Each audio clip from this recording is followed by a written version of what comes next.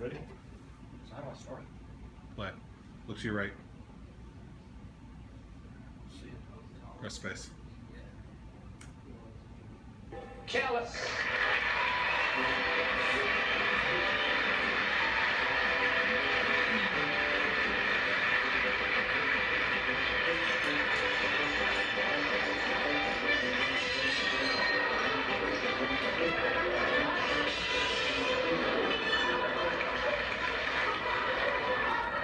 Ladies and gentlemen, my assistant from Vienna, Mr. Carlson. Hey, Bob. The first plate, please. A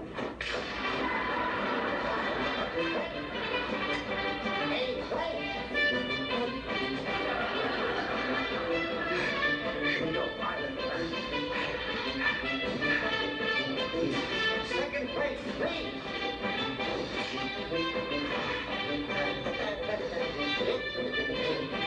Third plate, please.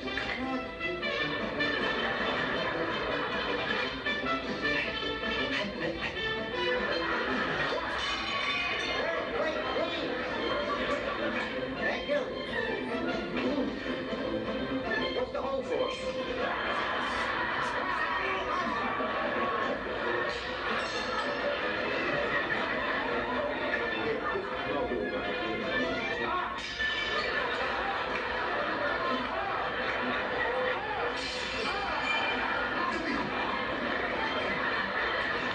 Wait, please.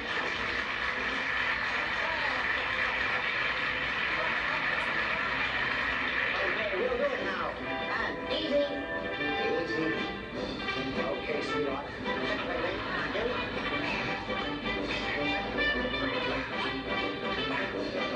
Wait.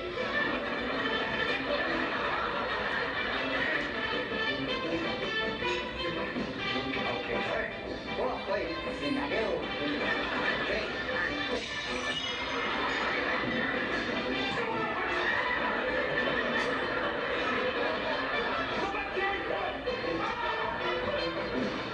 Okay, good. It is a plate, boys. It is a plate. Easy. Okay.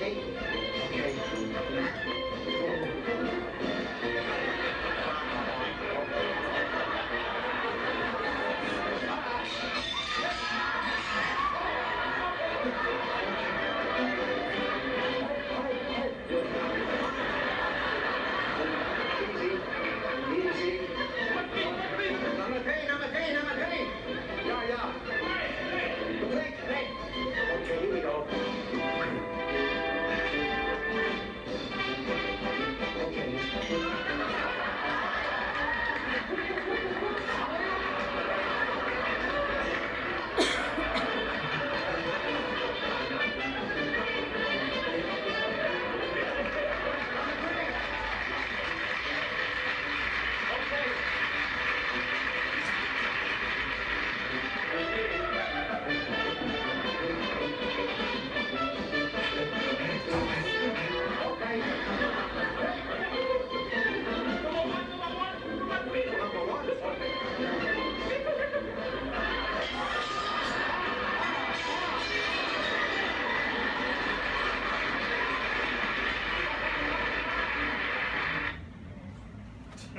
Right, so you're an entrepreneur, you've been at it. Can you close it down so I can raise the screen? No, I don't need it. I want to raise the screen up completely. Yep. Okay. Can you shut it down so it doesn't broadcast?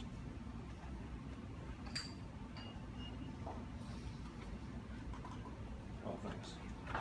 So if you've been an entrepreneur for very long, then you probably can relate to that. Huh? How many of you have been an entrepreneur for more than a year? Okay, about half the house. More than 5 years. Okay. You ever felt like that? You have a bunch of plates to spin and it's kind of hard to keep them all spinning? So I put that up there because that's the life of a lot of entrepreneurs. They find themselves in a position where they're having to spin all these plates, or at least they perceive that they have to spin all these plates, and they're busy chasing one, trying to keep it up, and another trying to keep it up. And what ends up happening is they get trapped in their own sort of funk, and then they can't see, they can't function, they can't make wise decisions. They don't know how to innovate or disrupt what is going on, and they get stuck. And when that happens, it becomes sort of a death sentence for an entrepreneur. And so my job as a Zach said I'm a coach. I do 3 things. I do crisis troubleshooting, which you think that guy in the clip was in the midst of a crisis. Yeah, so he probably needed some help to figure out how to get past that. Or he'd have been there, maybe a year from now, 2 years from now, 3 years from now, still trying to figure out how to spin those plates. All the while going broke, maybe losing his family to divorce, or maybe his health to, forsaking it or whatever. And so I do crisis troubleshooting. The second thing I do is productive and profitable flow states. So what do I mean by that? It's my belief that we all come into this world with a unique set of abilities that are very, very unique to us, and some natural instincts. In other words, instincts that tell us how to take action. But the world wants us to conform, and the pressure to fall in line, lockstep behind the person behind you is real. And so we get trapped sometimes trying to be something we're not, or avoiding being what we are. And so I use a process called Colby Index to help people figure out who they really are and to understand how their mind really works so that they can be as productive and profitable and fulfilled as they're capable of being. So there's nothing more frustrating than trying to be something that you're not, or avoiding being what you really are. That's a real recipe for a lack of success. And so in the second funnel there of things that I do, I help people figure out how to be the most productive, most profitable, most fulfilled person they can possibly be. And then for business owners who have companies that are 2.5 million up to 50 million, I help build self-managing companies. So a founder comes in and he starts a company up. Maybe he had some innovative idea, or he disrupted some function in the industry, and now he's built it up and he's got it running, he's got his team in place. And instead of continuing to be entrepreneurial, disrupting the status quo and innovating new solutions, he gets kind of trapped in the business, working in it day in and day out.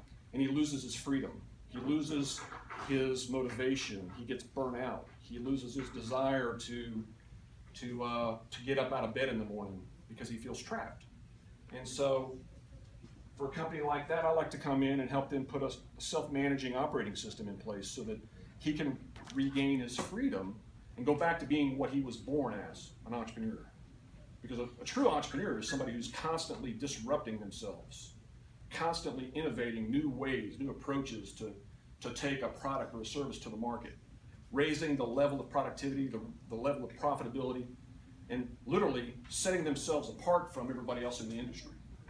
And so to do that, I use a process called EOS. It was an entrepreneurial operating system created by a guy named Gino Wickman. He wrote 2 books. The first one was called Get a Grip, and the second one's called Traction. If you haven't read them and you want to take this journey as an entrepreneur, I really recommend that you go ahead and get them from Amazon. He identified 6 components to a fully functioning, very productive and profitable business, and those 6 functions are 6 functions are vision. So if you have a company with more than 3 or 4 people in it, you need to make sure that everybody shares the vision. Everybody's looking in the same direction, looking at the same thing. All their efforts are striving in the same direction. For a lot of companies, that's not the case. Everybody's got vision, but a lot of times what happens is it's a fragmented vision. So I've got my piece of the vision, the CEO's got their piece of the vision, maybe the IT guy's got his piece of the vision, and we're fighting against each other, we're striving against each other, which is a recipe for mediocrity. It's a recipe for getting stuck at a certain level, not being able to break through, all the while wondering why you can't. And then data. Most companies operate without some kind of scorecard or measurables in place, so they don't really have any quantifiable or subjective information to make decisions on. They're making it based on feelings, or based on, well, I like that guy, or I like that girl, or I like that idea, instead of vetting it with data. And then processes are important. So not all of us are process oriented necessarily, but the basic functions of a company should be process driven so that it's repeatable by everybody, so that you get consistent results. And then if you get the top three done, people, vision, and data, then you've got a company that becomes transparent and it becomes easy to see what's happening by everybody in the company. At that point, then you're interested in obtaining traction, which is helping all of the members of the team to execute. You know what execution is? It's the number one thing that a company must do in order to succeed. They must be able to execute. And then finally, issues. I don't know how many companies I've gone into who do not have an issues list. And so there's all these things that keep coming up over and over, day in and day out, week in and week out, year in and year out, that they never take the time to deal with and resolve and put to bed finally, once and for all. And then you take a company through that, a self-managing company, and now the founder, the true entrepreneur, he can pursue other interests. He can look for new breakthroughs in the industry, new innovative solutions to whatever's the market's crying for. And that's what I do day in and day out. Crisis troubleshooting, productive and profitable flow states, and self-managing companies. Thank you for listening. Any questions? Maybe I missed this. How did you get your background? Been a serial entrepreneur since I was about 17. Been involved directly or indirectly in about 8 companies. I've built them, I've sold them, I broke them. You have a particular industry of expertise? Well, my specific hands-on expertise, Sure. Construction and fitness. Nice. Yeah. Okay. Anybody else? Come on, ask me a tough question. In the world of elevator pitch, 1 minute pitch, why don't you start off with a 4-minute video? And then we got 15 minutes. Well, I thought it was a great metaphor for what being an entrepreneur is like for a lot of people. And I like metaphors because they drive a message home better than I can tell it. And so I'm not pitching an app, I'm not pitching some sexy something or other, I'm pitching what I do. And this is the stuff that entrepreneurs deal with, business professionals deal with day in and day out. Plus I wanted to get a good laugh from the crowd. Yeah, Trusty. So I thought it was a good presentation as far as breaking all this down. I've heard of some of this vocabulary, but never laid out like this. So thank you.